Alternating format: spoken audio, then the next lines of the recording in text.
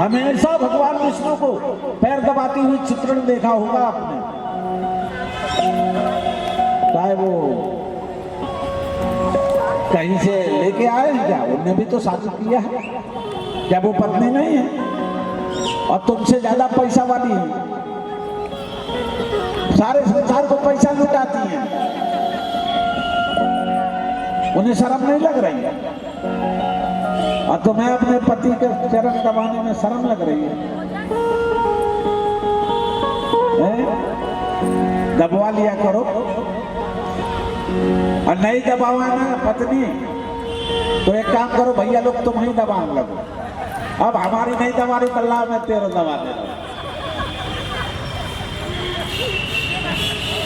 तब शर्म लगेगी तो दबाएगी, तो भी नहीं दबाई, कहीं तो ऐसी होगी दबा, हमें अच्छा लग रहा दबा दे, तू ही दबा दे।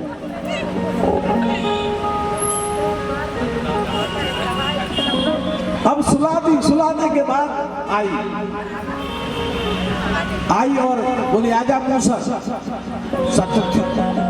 पतिव्रता थी ना, मूसर नीचे आ गया, और जब मूसर नीचे आया फिर कूटन दांत फूट गया, क्या ए भाई भाई कैसे कैसे तुमने कर दी? बोले कैसे कर दी, हमने सुनी नहीं, हमने कहा जाओ मूसर फिर जा। अब वो कहे कि हम पतिव्रता हूँ, पतिव्रता स्त्री कभी कहती कि हम पतिव्रता हूँ?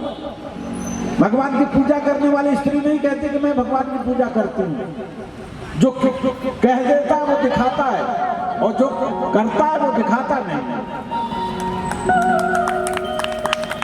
क्यों कहेगी कि हम पतिव्रता हूँ भाई, और तू देखती है? अब इसने सोची घर में, अब बोली भाई हम चले, अब घर जा रहे हैं, उन्हें बोले जाओगे। अब ये रास्ता में सोचती जा रही है कल हम भी सोहन के पापा को ऐसे ही करेंगे। घर आई, अपने पति से बोली कैसे रहे? बोले क्या? बोले कल जाना खेत और ठीक 12 बजे आना। देकर के आए नहीं, देखा जाए धान कूटत जा, मन में गुस्सा आवे, भूखी प्यासी बैठी हो, जल्दी आ जा तो ये खिला के फिर मैं खाता। अब ऐसे कर करके कर रही, उसी समय बेचारे उस गरीब ने हल को किनारे में रखा, बैलों को बांधा और आवाज लगाई, बोले सोहन की माँ। इसकी आवाज सुनाई नहीं पड़ पाई उस समय मूसर की आवाज के कारण। फिर लगाए सोहन की पापा, सोहन की माँ, प्यास लगी है पानी लाओ। बोले दरवाजा के भीतर मत आना, बाहर ही रहना, मैं अब भी लेके आता हूँ। अब धान तो कूट ही रही थी, धान कूटते कूटते अब बोली वही ऊपर मूसर कर सकते, मैं भी कर सकती हूँ। कूटते कूटते उसने मूसर को फेंका क्या ऊपर, जा मूसर यही टंगा रहना, नीचे आना नहीं जब तक हम अपने पति की सेवा न कर लें। मूसर ने मन ही मन कहा रोज करती है, आज भी कर रही है। अब मूसर तो गया सनसनाते हुए ऊपर, इसने विचार की देख लो कि ऊपर टंगा कि नहीं टंगा, और जैसे ही ऊपर देखी तब तक वो तो आई रहा था तनतनाते नीचे, आके गिरा, नाक टूट गया, नाक कट गई, होठ कट गए, सब टूट फाट गए। अब वो सोहन के पापा तो बाहर बैठे, भीतर तो है नहीं, उन्हें बेचारों ने फिर आवाज लगाई, अरे सोहन की माँ पानी ला, अब तेरी ठटरी बन जा, रुक जा, हमारी नाक कट गई, मर गई और तुझे पानी की पड़ी। भाई मूसर लेके आई भैया, वही मूसर लेके आई और अपने पति को 10-20 मूसर मारी। मेरी होठ कट गया, मेरा दांत टूट गया, अब तुझे पानी की पड़ी है? तो भैया कोई भी अकल करो, कोई भी नकल करो तो सोच लो कि मैं उस नकल और अकल के लायक हैं कि नहीं। नारद जी बोले मैं जाता हूँ, अब भी जाके लड़ाई करवा देता हूँ। लड़ाई नहीं करवाना है। बोले बाबा, बोले लड़ाई मत करवाना, इसमें तो तुम माहिर हो। बोले क्या करना है?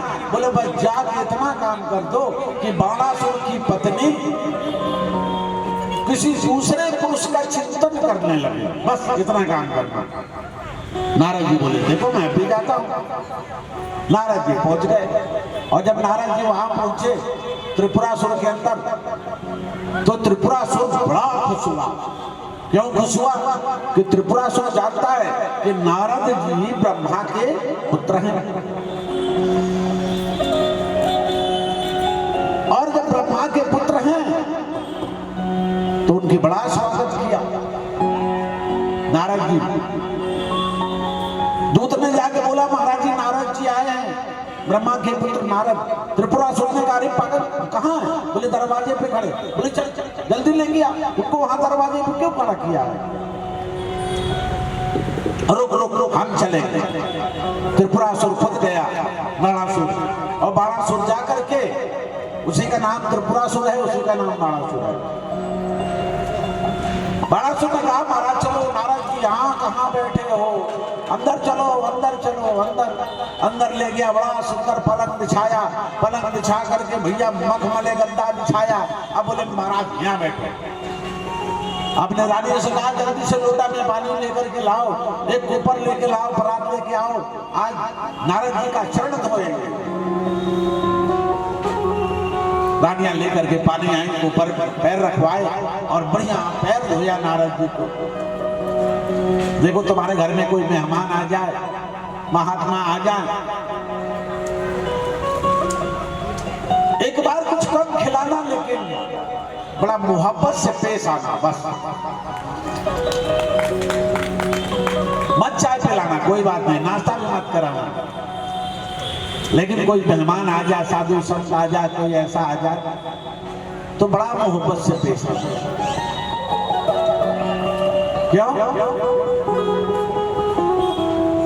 आवत ही हर से नहीं,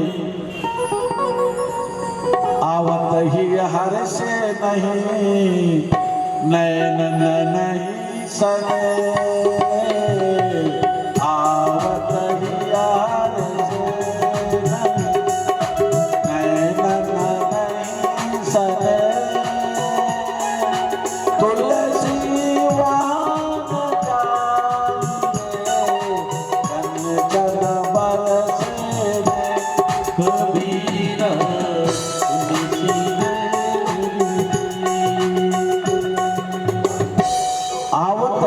हर्ष। अगर कोई मेहमान आया, अभी हमारे मुख्य जजमान जो थी, अब उनके पता नहीं भैया हैं कि कौन है, हमें नहीं मालूम।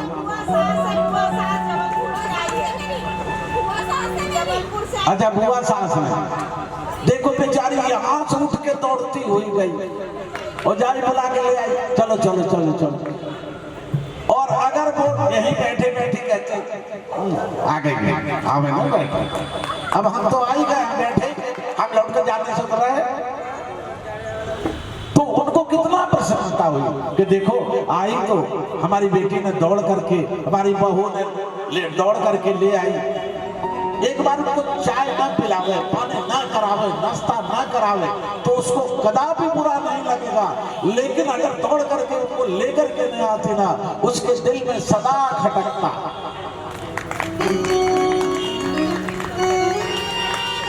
इसीलिए कहते हैं कि आवत ही हर से नहीं। अगर किसी के आने से हमारे दिल में प्रसन्नता नहीं हुई और प्रेम से आंखों में आंसू न आ गया हो, अरे बहने बड़े दिन के बाद आए बुआ जी, बहुत दिन के बाद आए बुआ जी, बहुत दिन के बाद आए मामा जी। अच्छा मेहमान भी ऐसे ही हैं। आज के जमाने में तो कई मेहमान ऐसे आ गए तो जाने का नाम ही नहीं ले। जानते हो कई मेहमान ऐसे आ गए तो जाने का नाम नहीं लेते। एक मेहमान आके कट गया, अब रोज परेशान, पति पत्नी कुछ भी खा पी के काम चला लेते थे, अब मेहमान के लिए तो बड़ी समस्या है। 15 दिन हो गया,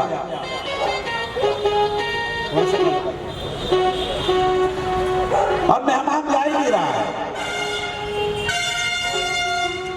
अब पत्नी बोली पति से, ये तुम्हारे मामा आए महाराज जाने का नाम ही नहीं ले रहे हैं। बताओ, हम परेशान हो, काम कर करके मर जाओ, काम करें इनकी सेवा करें।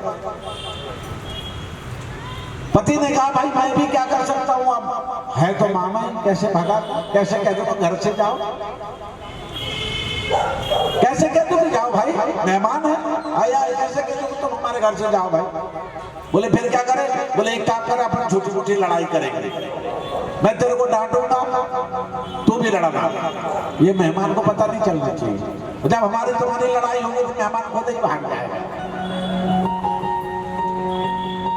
उसने कहा क्यों रे, रोटी बना ली? अब देखा कि मामा आ रहेगा, बोले रोटी बना ली? बोले तुम्हारे बाप का नौकर लगी हो? मैं भी आदमी हूँ, मैं भी जानवर नहीं हूँ, नहाई वो धोई हो, खाना बनाऊंगी, जब हमारा शरीर चलेगा तब बनाऊंगी।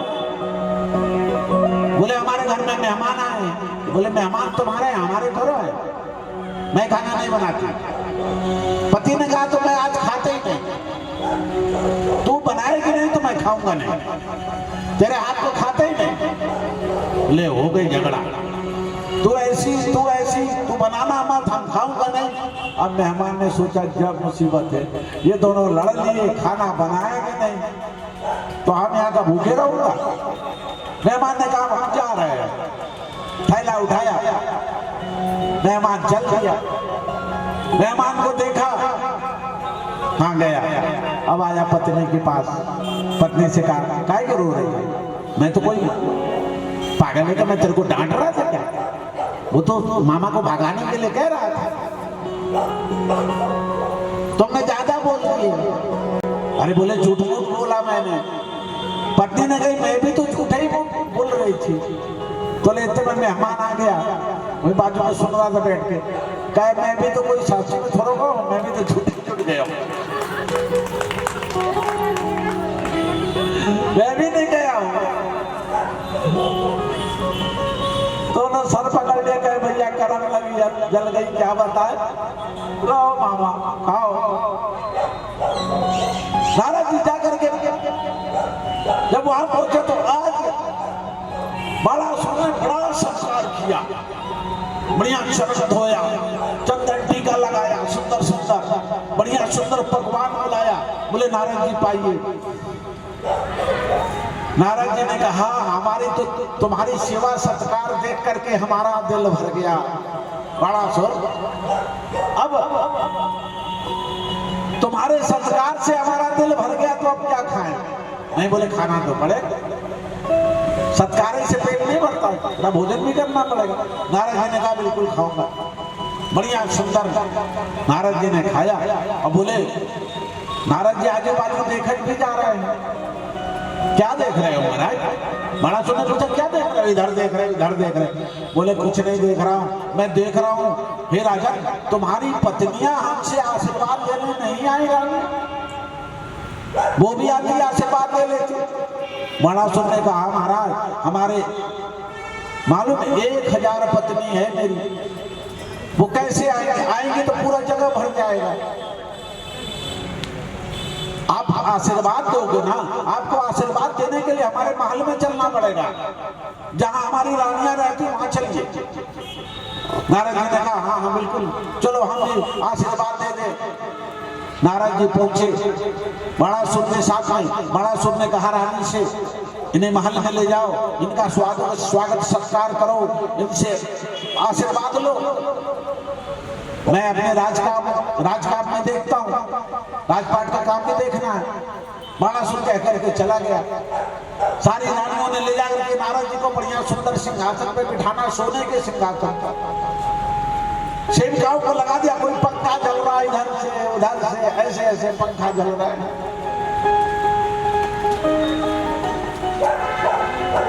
बढ़िया सुंदर सुंदर पकवान आया, महाराज खाओ। नारद जी बोले अब भी तो खाया हो। अरे जब मैं चला तो नर्मदा जी के किनारे पाया, महल में आया तो तुम्हारे पति ने खिलाया, अब यहाँ ला करके अब तुम कहते खाओ। बोले महाराज खाना तो पड़ेगा। देखो किसी को खाने के लिए ज्यादा बाध्य नहीं करना चाहिए, थोड़ा खा लेता है ना चलेगा भाई, तुम्हारा मान रख दिया। अब मान लो हमें शुगर हो गई हो, अब तुम 1 किलो मिठाई लेके आ जाओ। बोले महाराज खा नहीं पड़े। अरे भैया हमें शुगर है। अरे महाराज जी थोड़ा ही तो खाओ, अब चाहे भले हम बीमार हो जाए। स्वागत ठीक है, लेकिन उसके आवश्यकता के अनुसार। नारद जी कहला हमारा पेट फट जाएगा तो ऐसा स्वागत करने की क्या जरूरत है। देवी थोड़ा सा खा लेता, खा लो।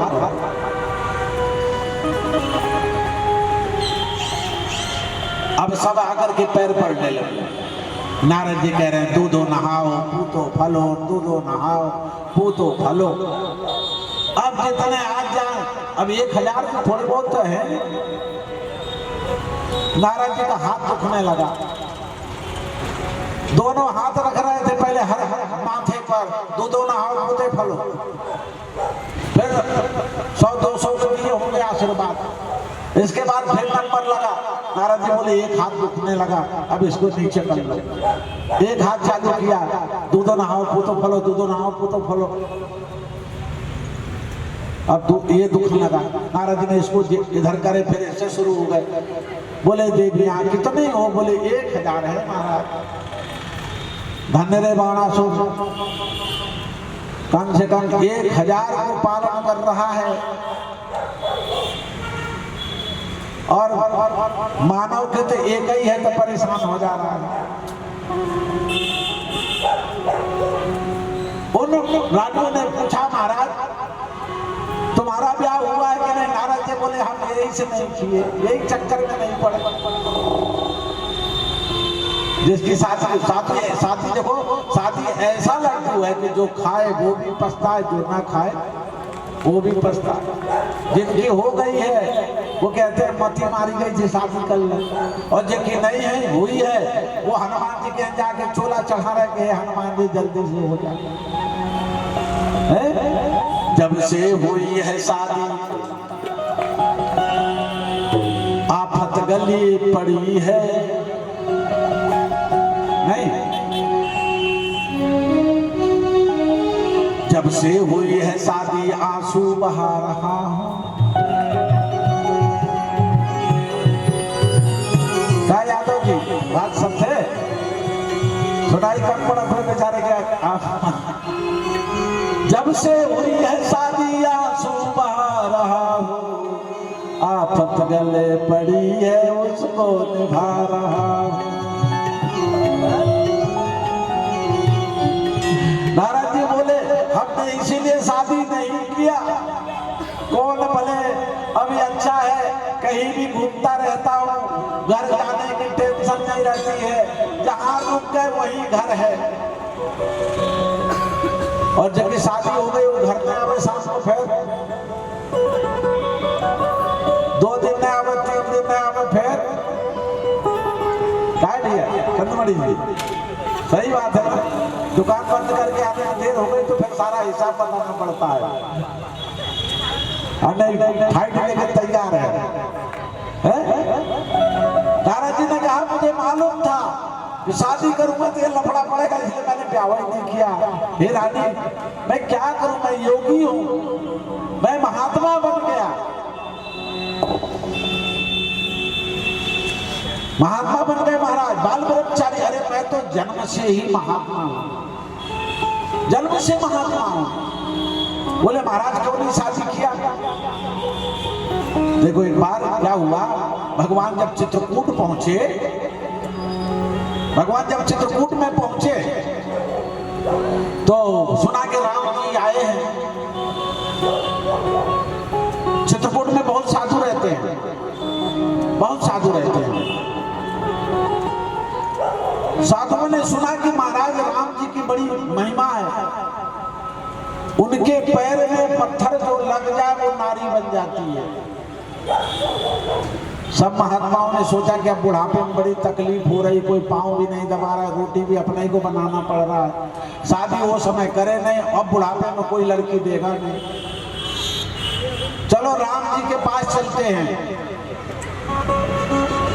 सबने अपने अपने हिसाब से, जो बड़ा साधु था बड़ा पत्थर रखा, मोटा साधु था मोटा पत्थर रखा, दुबला साधु था दुबला पत्थर रखा, छोटा साधु था छोटा वाला पत्थर रखा। बढ़िया में घी लगा के तेल लगा के चिकना कर रहे हैं, खुद नहीं खा रहे लेकिन पत्थर में लगा रहे हैं। राम जी के सामने पहुंचे, राम जी ने देखा सब पत्थर लेके आए। बोले पत्थर लेके क्यों आए हो भाई? बोले भगवान अपनी दुखड़ा किसको बताएं। बोले क्यों? बोले उस समय हम लोगों ने शादी किया नहीं, गुस्से गुस्से में जाके महात्मा बन गए।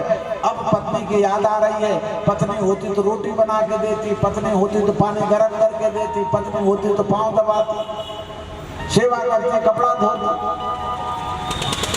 कोई रास्ता है? राम जी कहने लगे कोई रास्ता नहीं है।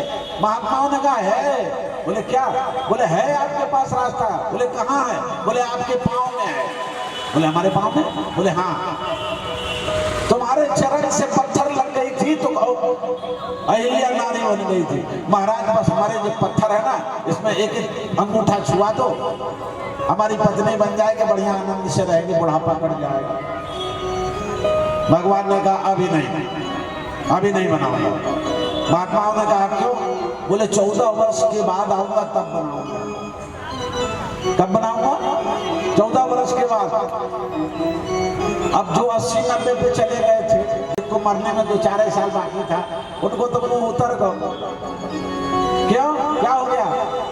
बाजू वाले ने पूछा क्या हुआ? अरे जब तक जी आए तब तक हमारा राम नाम सत हो जाए। कुछ नए उम्र के बाबा थे, वो थोड़ी हिम्मत करे, चलो जैसे 20 सालों से 14 साल और साल 14 साल बाद भगवान लौट करके आए चित्रकूट में। महात्माओं से कहा महाराज जी आओ, लाओ पथरा हम बना दे, स्त्री बना दे। महात्माओं ने कहा हम तो फेंक दिए महाराज। फेंक दिए? बोले हाँ। कब फेंक दिए? जिस दिन तुम्हारी सीता हरण हुई ना महाराज, उसी दिन फेंक दिए। बोले क्यों फेंक दिए? बोले महाराज तुम दो भैया दोनों धनुष बाण रखे हो, तहां तो तुम्हारी पत्नी को कौन चुरा के ले गया? रावण। हम जंगल में रहते हैं, चमीटा छोड़ कुछ भी नहीं है, हमारी तो कौन डाकू छुड़ा के ले गया, कोई भरोसा नहीं है।